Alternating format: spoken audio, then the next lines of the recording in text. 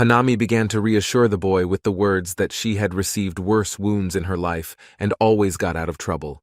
She was very pleased that he was so worried about her and embarrassed her a little. Hanami began to ask the boy what happened during the period while she was unconscious. What happened in the tomb before he passed out? Did he find something important there? And what was that radiance of enormous proportions? Kajuro said that she asked so many questions that he didn't even know how to answer.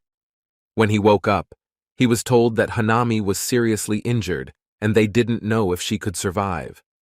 Kazuro was very worried and wanted to go to Director Lin to pick up the antidote for the bite of his wolf monsters. Hanami felt embarrassed hearing that the boy was ready to do such an act for her sake. Hanami asked, "What about that glow and why did he fall unconscious with a scared face?" She was also very worried then and did not understand what was happening. Hoping to save the guy, she almost died herself. Kajuro began to reassure Hanami with the words that everything worked out thanks to Director Sota. He said that inside Kazuro, there was a sword monster with a very powerful force, which caused the state of fainting. Kazuro was not ready for such power, and his body did not obey. But the director was able to extract excess energy and return the boy to his condition. Hanami was very glad that everything worked out, and the condition of both of them began to improve.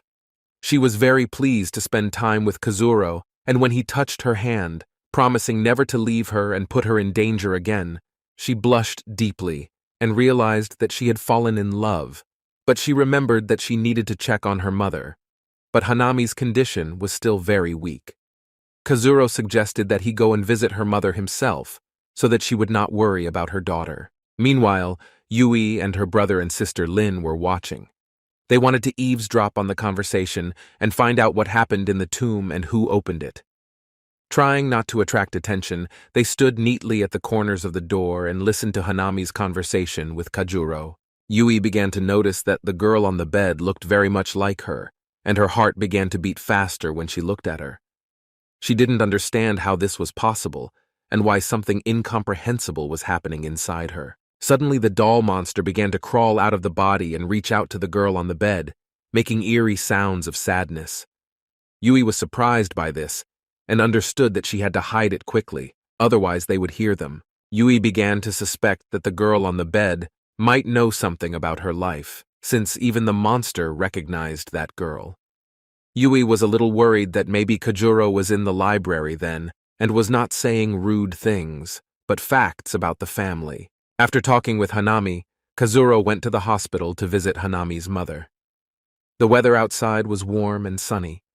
The hospital where Hanami's mother was hospitalized was not cheap, but they had no choice, because only there were specialists who could help Hanami's mother. Having walked along the corridors and ascended to the desired floor, Kazuro opens the doors and, a little shyly, greets Hanami's mother and introduces himself as her best friend, Kazuro. Mom was shocked and behaved very strangely. She did not expect that someone other than her daughter, a good person, would be able to come to her. Her eyes expressed concern and surprise, and the cold sweat on her face indicated fear of being in danger. She jumped out of bed in her pajamas and, unable to resist, began to kneel out of weakness and lean on her hand. Kajuro never expected this and hurried to help the woman and ask why she did it. Lifting the woman up, Kazuro sees that she has begun to cry and says that she is very glad that her daughter has a friend. She was afraid that because of her sick mother, her daughter would never be able to live a normal life and would always be alone. Kazuro was very surprised and said that they met under not very pleasant circumstances, but soon became very close and became friends. Mom asked the guy why her daughter didn't come, to which Kazuro replied that she didn't need to worry. Everything was fine with her daughter. She just had a bad fall and was now in the hospital. Mom was very scared and worried. She wanted to leave the hospital as quickly as possible and be next to her smart girl. Kazuro began to stop the woman, saying that if she disconnected from the machine and left the clinic, she might worsen her condition and would definitely not be able to meet her daughter. Trying not to scare Hanami's mother, Kazuro tried to reason with the woman not to do anything stupid and would wait until her daughter felt better and she herself came to visit her mother.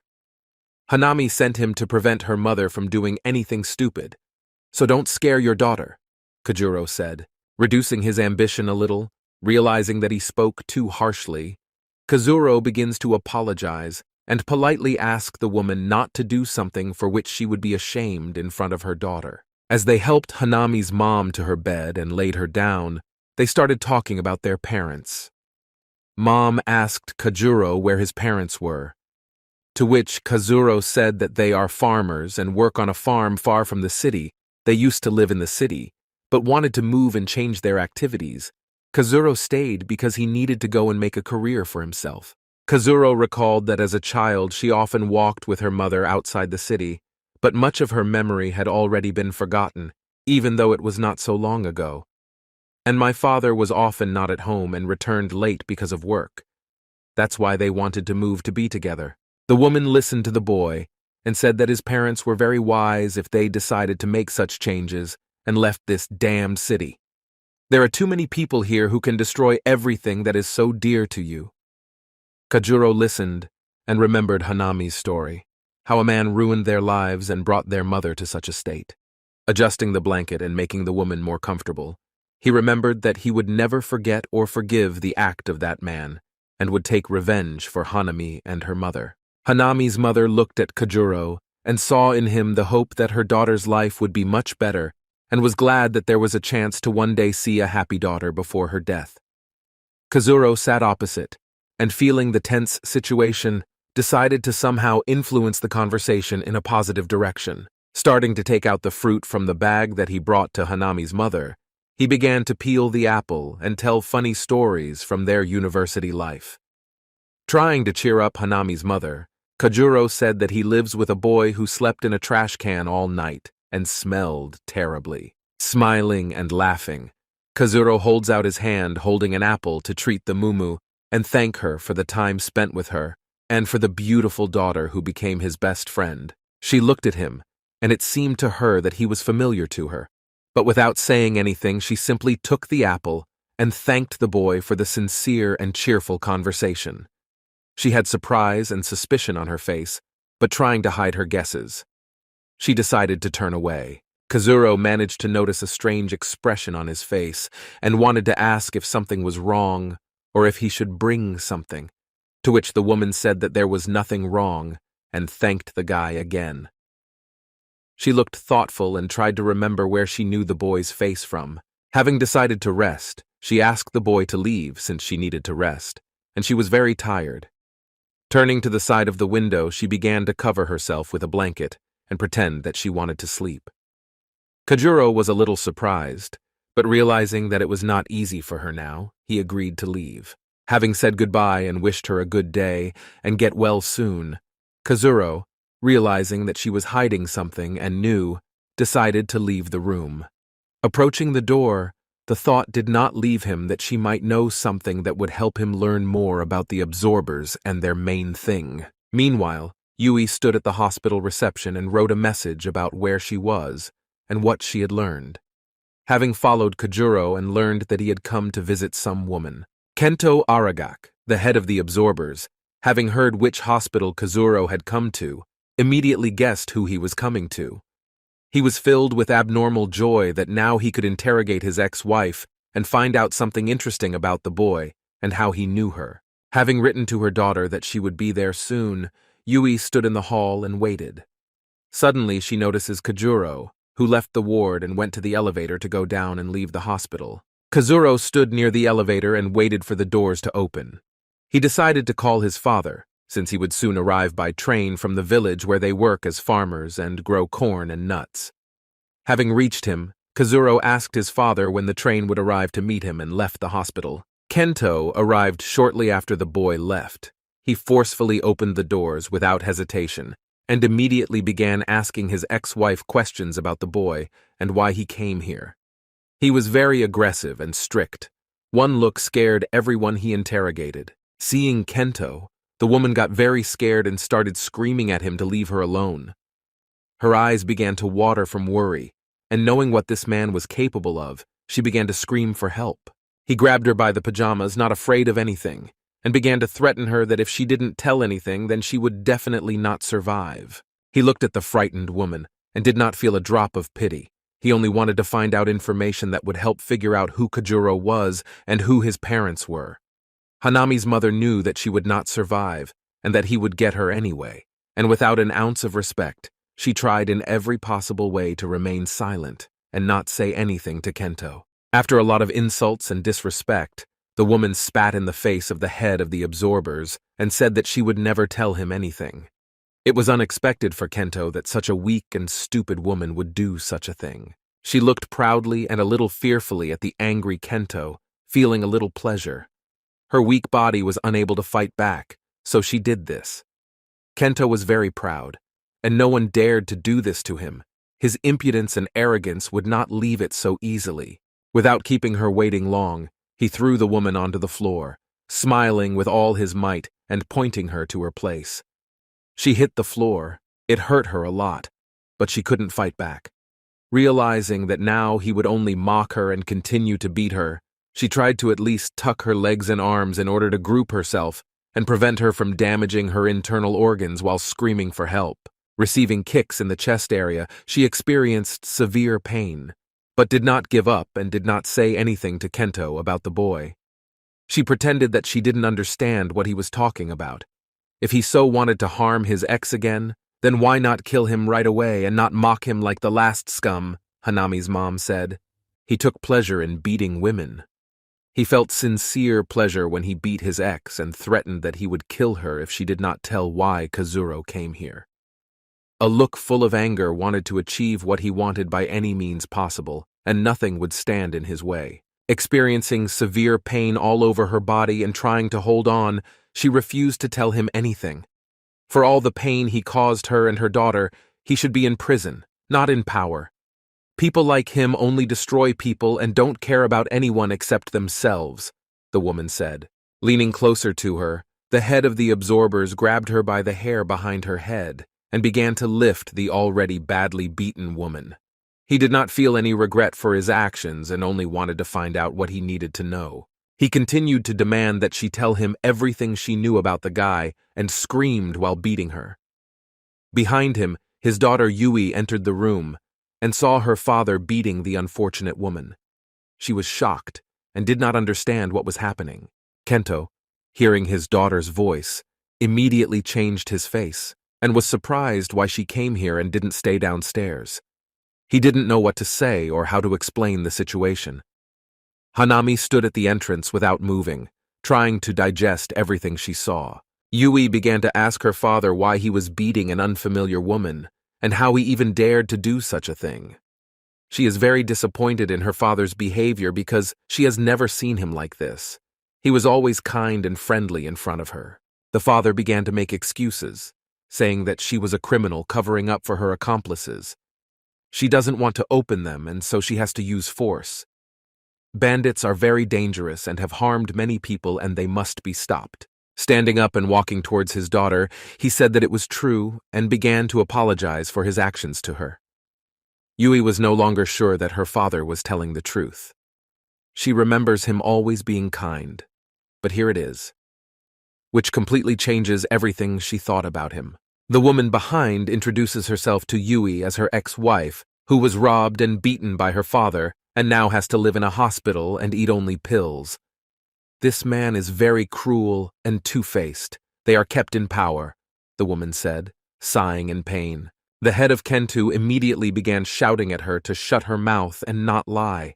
Everything that this woman said was not true, and he never knew her, continuing to lie to his daughter.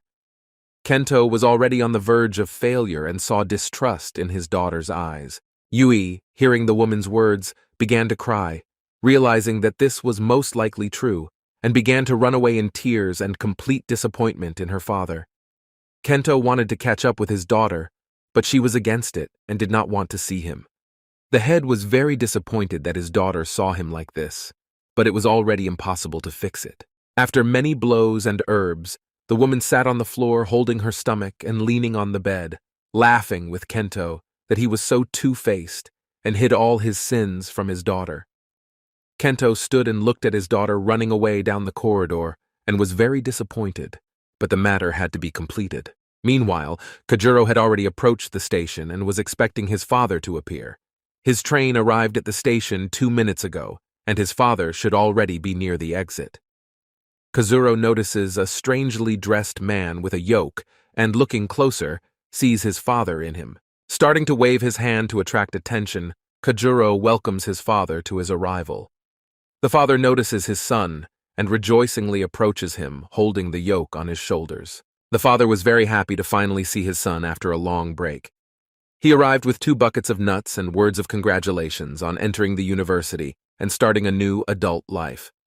Kazuro was pleased, but he was a little surprised to see so many nuts, but thanked his father. The father, wiping the sweat from his face, began to show pride in Kazuro, saying that he was the only one in the family who entered the University of Absorbers and would become the most glorious and powerful of them. Kazuro, smiling, begins to ask why he decided to come and why only one.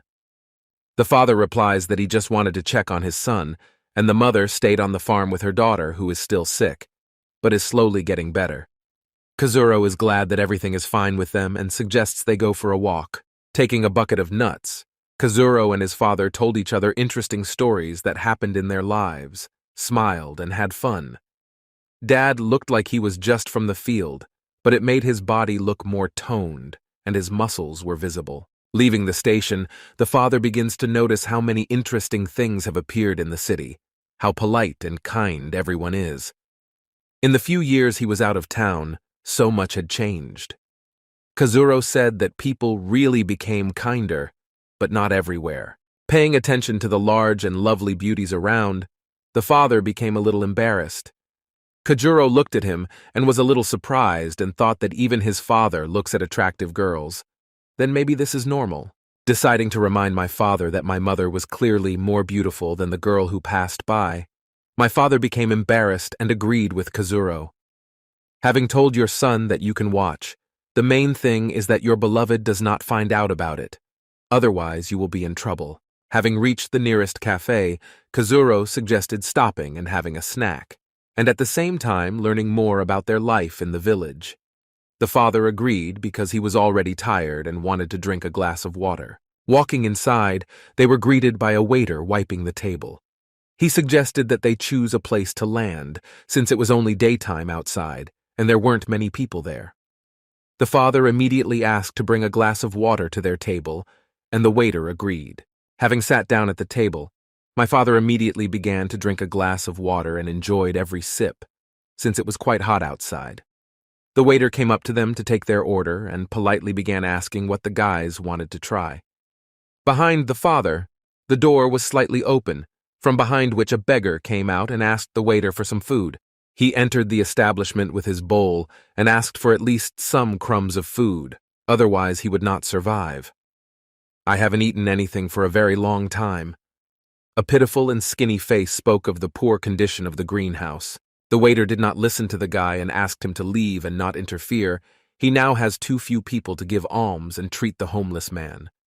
Kazuro notices that the boy has no hands and decides to take a closer look. He realizes that this is his classmate, who helped escape from the absorbers on the night the tomb was opened, and immediately rises to greet his comrade. He had not seen them for a long time, and did not know what happened to them after the discovery. A classmate, hearing Kazuro's voice, raises his head and sees him. He was very glad to find out that the boy survived, but his condition was now much worse. Kazuro immediately called him to the table and asked the waiter to bring hot food to his friend. The boy attacked the food and ate greedily, smacking both cheeks. He had not eaten for so long that he was afraid to die because no one wanted to help him. The father watched Kazuro feed the homeless man and smilingly asked where they met. While the boys were eating, the father looked at the boys and was glad that Kazuro grew up to be kind and generous in helping others. "Did you really meet in a trash bin?" the father asked. Kazuro looked at his father in bewilderment, feeling ashamed in front of his classmate, and said that this was his classmate. They studied at school together. After the exam, he lost his arm and wanted to commit suicide, but my friend Hanami saved him by taking him in. And in general, he helped save my life when they dragged me from the tomb, Kazuro said. The father felt awkward and apologized to the boy without an arm, showing his regret and thanking him for saving his son. Kazuro watched as his comrade greedily ate the dish, that he was afraid for the others, and thought that he should ask for the others where they were and what had happened when he passed out. Having filled his belly with delicious food, the classmate thanked Kajuro. Afterwards, Kazuro asked him what happened to the rest of the guys and where did they all go. The boy, wiping his mouth, asks who this man is next to him, and is it possible to discuss this in front of him? Kajuro apologizes for not introducing his father earlier and introduces them. He was worried about the others, that even such an ordinary incident was forgotten in his head. A classmate greeted Kazuro's father, and realizing that there was nothing to hide, decided to reveal what they had seen. His face changed from smiling to frowning. He began to say that when they decided to distract the guards so that Hanami would drag away the unconscious Kazuro, there were too many opponents, and a terrible thing happened. Just before the exit, near the point of their gathering, the jock was attacked and captured. Since the absorbers grabbed him, they would definitely interrogate him. We were nearby, but we couldn't do anything because it was scary. Such a guy will last a long time and will not reveal all the secrets of our team. But everyone has a chapel. The head of the absorbers is very cruel and is capable of extracting information from anyone. So we need to save the guy if possible. Kazuro, looking completely confident and calm, agrees with the words of his classmate to pull the jock out to freedom. But to do this, he needs to find out where he is being held and how to get there. The father looked at his son and was surprised that the once very modest and cowardly man suddenly became so fearless. Kazuro was thinking out loud and thinking about how to rescue his comrade. He suggested talking with Hanami and getting them all together for further actions. The father listened to his son talk about saving his comrade and was a little surprised, realizing that this was very dangerous, but he did not try to dissuade him. Kazuro asks his father to go back to the village, since it is very dangerous for them here. Given that the absorbers are interested in Kazuro, his father agreed to go back. But this was not true, just like the fact that he is a farmer. After having lunch together and having a heartfelt conversation with their father, they said goodbye and went home. Kazuro was very happy to see his father, but circumstances force him to save his comrade. The father was also glad to see his son, and realizing how he had matured and become more independent and decisive in action, was proud of him. Kazuro and his classmate walked towards the dorm carrying heavy buckets of nuts. The father, in turn, realizing how dangerous it is to get involved with the Absorber Bureau, decides to help and save the prisoner without putting his son in danger. Lowering his head and covering it with his hat, Kazuro's father walked to the main entrance of the Absorber's office. He was very serious and ready to put an end to them, since they did not give a quiet life to his family. What he was doing was quite dangerous and secret. Approaching the entrance, there were 2 guards standing in front of him, who were stern and did not let anyone through. They saw a man dressed as a farmer approaching them and tried to stop him by saying that there was no way through. The boy's father, still not raising his head, approaches and prepares to hurt them very much. Hearing the banal ways of the guards to stop the man, the father smiled, doubting their competence, and raised his head and opened his face, lifting his hat, taking out the magic box from his pocket. The father, without saying anything, activates a powerful artifact and begins to pull monsters out of the absorbers. Unfortunately for the enemy, such an artifact can kill, depriving the bearer of the monster. Feeling intense pain from the loss of the monster's soul, the guards fall to the ground unconscious. The father, without raising his head, walks by holding an artifact in his hand, which is a very dangerous weapon against any absorber. The guards fell to the ground, their bodies did not move. The father passed, and his robe fluttered in the wind. He knew that there were many cameras around, and it was better not to take off his hat so as not to harm his family. Under the setting sun, the father climbed the stairs and prepared to enter the station to find Comrade Kazuro and save him from the hands of the damned Bureau of Absorbers. Despite their appearance, the absorbers had no idea that the most wanted man had come to them. Entering the corridor, where there were many absorbers and they were all fussing, as there were many robots to capture various criminals.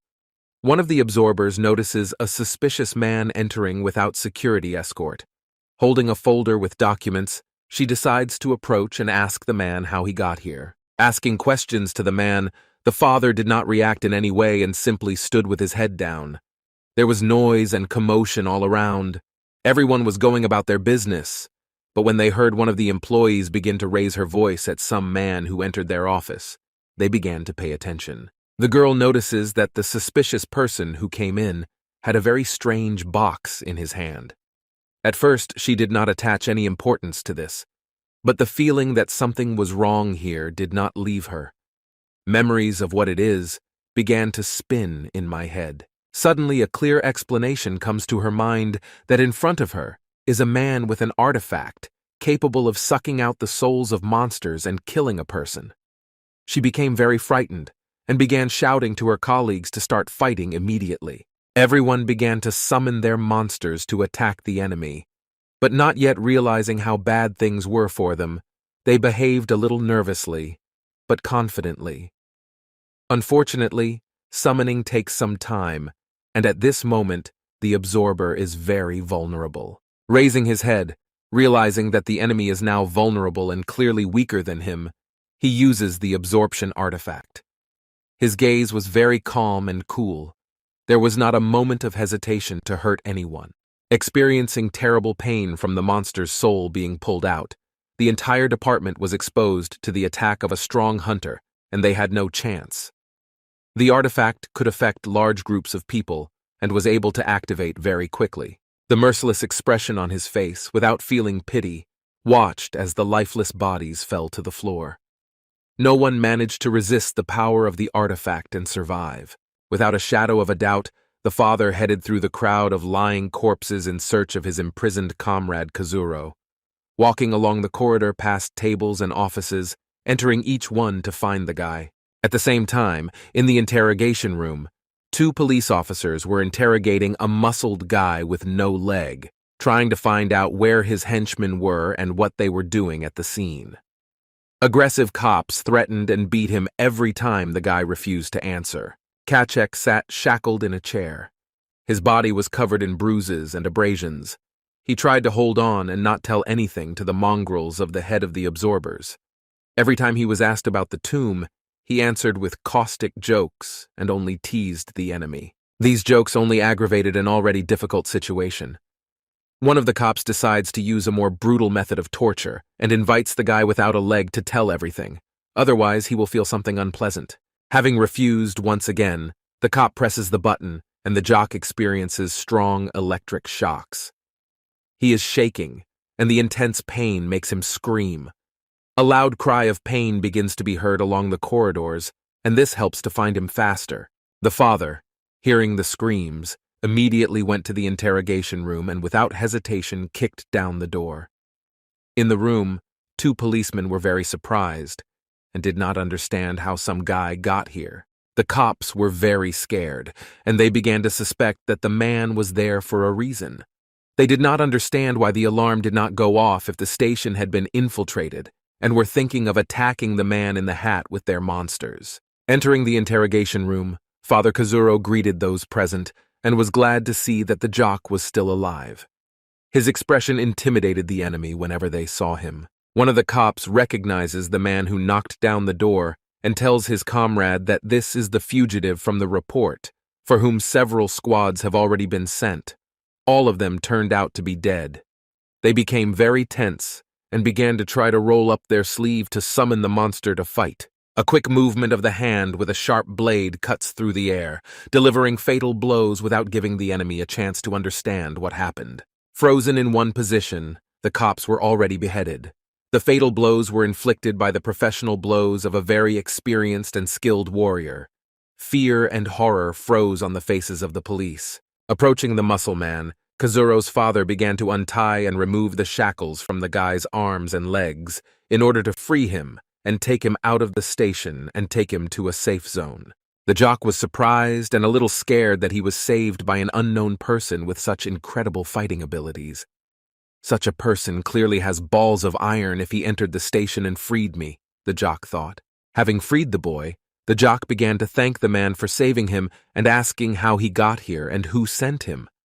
To which Father Kazuro replied that he was just passing by and heard terrible cries of pain and wanted to help.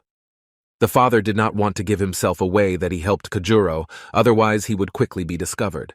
The father gave the jock a card to go to a secret place and stay there until everything calmed down.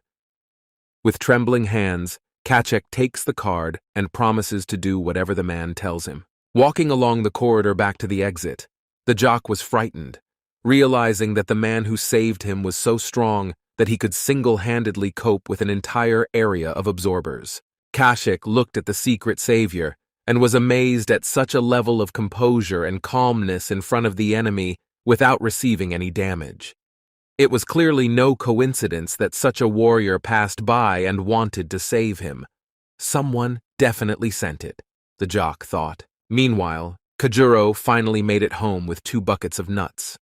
He opened the doors and greeted Po, saying that he had spent the day with his father and received many souvenirs from the farm. Kojuro sees himself watching the news in surprise and reacts nervously. The news said that some man in a hat came to the absorber site and mercilessly killed everyone. Anyone who can provide information about the attacker will be generously rewarded by the head of the Absorber Bureau. Kojuro noticed that the attacker looked very much like his father, but he couldn't believe it. He is an ordinary farmer who was never rude or shouted at anyone.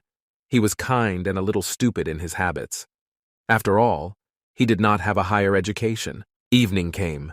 Kojuro again moved into the forest to find a monster that would help tame the swordsman in battle.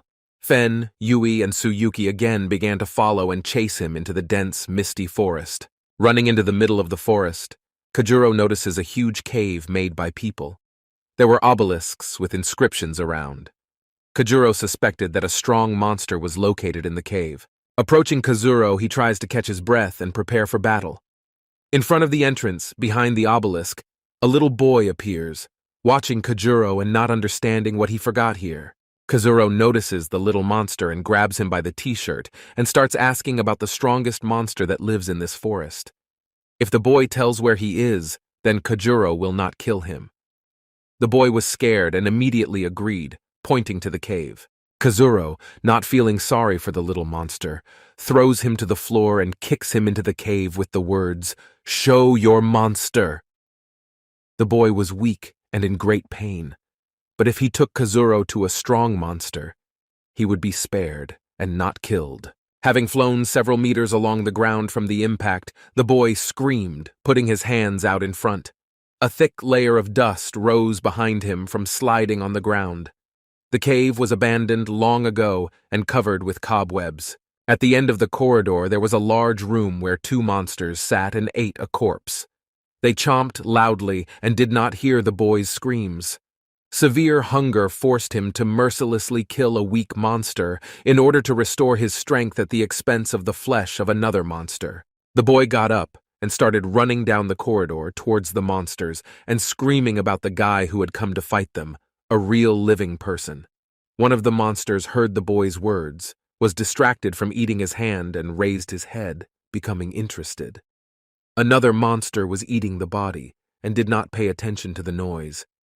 The monster with long hair, who ate the hand, is surprised at such a strange act of an ordinary person and invites his lizard-shaped monster to go and have fun by killing the impudent boy who dared to distract them from the meal.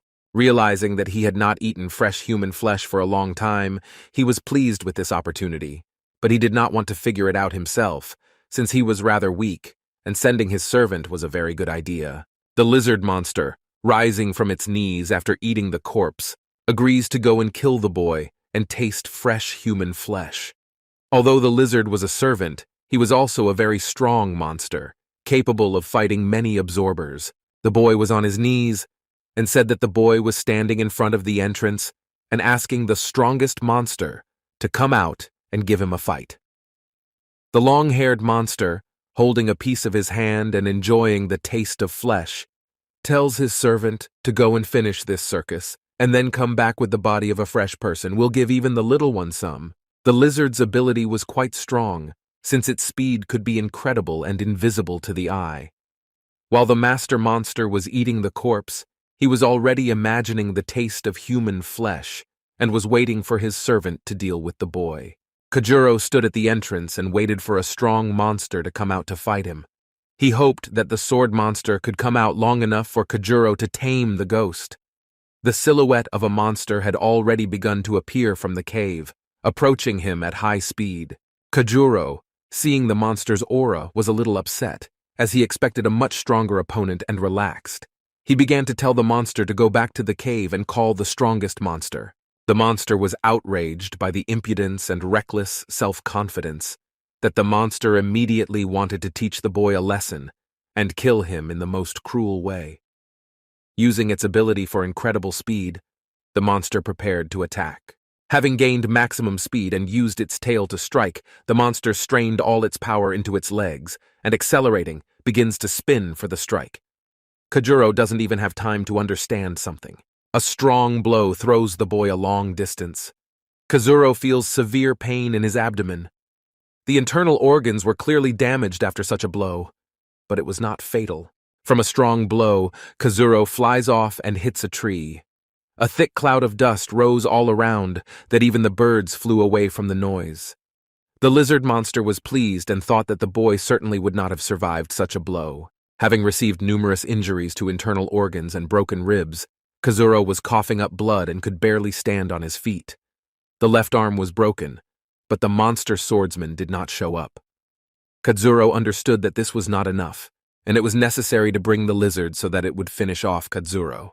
Barely breathing and holding back from the pain, Kajuro began to provoke the lizard by the fact that he had very weak blows, just like his sister, raising his right hand and showing his middle finger. The lizard monster approached the guy slowly, without fear and completely confident in his victory. With a quick movement, the lizard strikes the guy in the chest. Kajuro didn't even notice how the monster had already hit him. From deep shock, the boy did not feel pain in the first second of the blow. The lizard monster with its blow slammed Kajuro into a tree trunk, using a very strong and fast blow. The guy felt his body being nailed to a tree at great speed, and severe pain ran through his body. The monster's hand pierced the guy's chest and tore everything inside. Kajuro immediately began to choke from the amount of blood entering his mouth. His eyes began to roll back. This was definitely a fatal blow. 3 classmates spying on Kajuro see how the boy was severely injured and stood, motionless, pressed against a tree trunk. The monster, without removing his hand, said that the guy had come here in vain, unless, of course, he wanted to commit suicide. The guys were shocked by what they saw and scared. They didn't understand why the guy gave in to the monster so easily without fighting it with his monster abilities. Yui was shocked and could not believe that someone who interested her father so much could die so easily. Suddenly, Kazuro's heart begins to glow blue and beat. The guy begins to come to life, and the mana of the sword monster begins to leave his body, restoring the guy. A strong cry of pain excited the guys watching the guy being beaten. The lizard monster was surprised that the boy did not die with a hole in his chest and began to get nervous. The swordsman's monster captured the guy's body, turning his arms into bone. The guy's head was lowered and did not yet understand what was happening. Placing his bone hand on the hand of the lizard monster, Kazuro sighed and said, "Thank you. Now it's my turn." Emitting a strong glow of power, his eyes began to glow and look very scary. The lizard monster does not suspect that the guy owns a very dangerous monster, and he needed death to release his power. A magic ghost sword appears from the boy's hand, with which Kazuro, without any problems, cuts the lizard monster in half, exuding enormous power and glow. The lizard was shocked that the guy was able to defeat him and screamed in pain with his last breath. Fen and Tsuyuki, seeing how Kajuro was resurrected and was able to kill the monster with one blow, were very scared that someone could have such enormous power. Yui looked, not understanding how this was possible, and remained silent. The brother and sister were very frightened and began to worry that if he took them away, he would kill them without any doubt, remembering everything that they had done to him and wanted to do. Fen began to reassure his sister with the words that they should be quieter and not give away their position, then nothing would threaten them. Yui began to suspect that Kajuro was the one who opened the tomb, but what he received inside the crypt is a very powerful monster, and apparently to activate such power, one must die. Yue thought that now she had to convey her thoughts to her father, but remembering his actions in the hospital, she didn't really want to talk to him yet. Suddenly, she notices that Kajuro's body stops glowing and restores his arms and body. Apparently, this ability does not last long and is a weak point, the girl thought. Kazuro, seeing that his body was changing, but he was still unable to talk and conclude a contract with the ghost swordsman, began to worry and try to come up with something. The strength gradually left him, and his bony arms grew in muscle. Trying to call the ghost back, Kajuro held his hand tensely and begged the monster to enter into a contract with him. His desire to help his friends and use power for good was felt by the monster swordsman and decided to give the guy a chance. Signs of magical power began to appear from the hand, and Kajuro began to sense a powerful force. A voice sounded in my head that the swordsman agreed to help the guy with his blade in the fight against the enemy. From Kazuro's hand, which is released along with the sword and envelops it, giving the owner unlimited power of the sword. Kajuro is glad that he was able to conclude a contract with the swordsman much faster than Director Sota told him. This meant that the boy was capable of incredible things. Kajuro decides to test his strength under controlled consciousness and strikes a nearby boulder. The force was so great that the stone shattered into pieces. Remaining full of strength, Kazuro understands that sword attacks do not take away the absorber's magical power, but are fueled only by the abilities of the sword monster. Kazuro understands that these are endless attacks without the expenditure of strength and magic, which means you can be sure that there will be enough mana for the rest of the monsters when fighting against several opponents. The sword mark now appeared on the hand and was active for use. Realizing his capabilities, Kazuro wondered what he should do now. Red-Eye decided to congratulate the guy on the successful mastery of such a ghost and hear words of praise, since it was thanks to him that the guy succeeded in everything in the crypt. The monster with the chainsaw, sensing the powerful power of the new monster in Kazuro's body, crawled out and began to be indignant that he was now not the strongest and wanted to fight to determine his strength. Kazuro, hearing the indignation, tried to calm his monsters and promised to appease them with goodies and not worry about who is stronger. The main thing is that they will now fight together. While Kajuro was talking to his monsters trying to calm them down, he felt a powerful aura coming from the cave. The guy began to slowly turn his head towards the monster and was preparing for battle. A barely walking monster emerges from the cave, leaning on a cane. His body exuded a strong aura and scared Kajuro a little. He had never killed such a strong opponent before. The monster looked like a very angry grandmother with glowing eyes. The monster looked very old, and its enormous strength was the only thing that bothered Kazuro. He didn't know what the monster was capable of, and not wanting to die anymore, he decided not to let the monster get close. Meanwhile, at the monster bride's estate, the beauty stood in front of the mirror and applied makeup to her face. Having painted her lips with poisonous red lipstick, she used the paper to remove the excess layer of lipstick. While she was putting on makeup, the maid knocked on the door and entering began to tell her that the beloved lady of the bride was in danger. He went into the old forest and fights a long-haired monster. The bride, hearing that Kazuro had taken such a step, began to change her face with excitement. She began to scream in anger at Kajuro and worry about her lover. The maid added that she was told that Kajuro was able to kill the assistant of the long-haired monster and is now fighting with him himself. Hearing that Kajuro was able to kill the strong servant of the long-haired monster, she was surprised and glad that her fiancé was quite capable of killing such a monster. But worried about the guy's life, she decides to send help to her lover. The bride orders her best warriors to be gathered and sent to help Kazuro. The maid, lowering her head, promises to convey the order to the soldiers and thanks the bride for the right decision. The maid, leaving the estate, took a whistle from her pocket. Taking a deep breath and drawing in full lungs of air, she began to whistle, calling for the lady's warriors. The sounds and stomping of monsters began to be heard on the street. Rising from the ground and listening to where the sound was coming from, the monsters moved towards their mistress's estate to serve her and give their souls for the happiness of the beautiful bride. The monsters approached the house and waited for their mistress.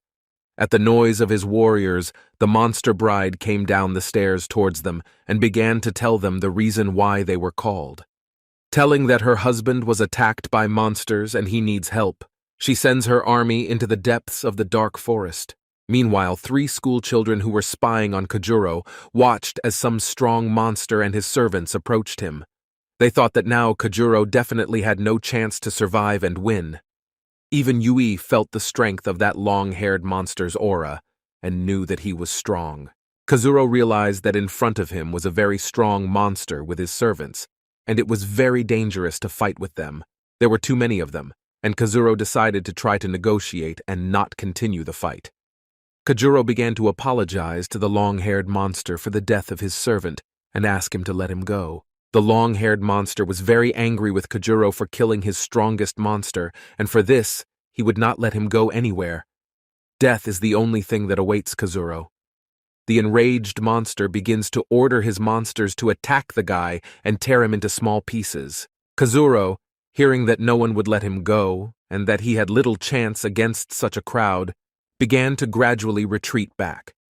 The long-haired monster took out his dagger and pointed it at Kojuro, ordering his monsters to attack.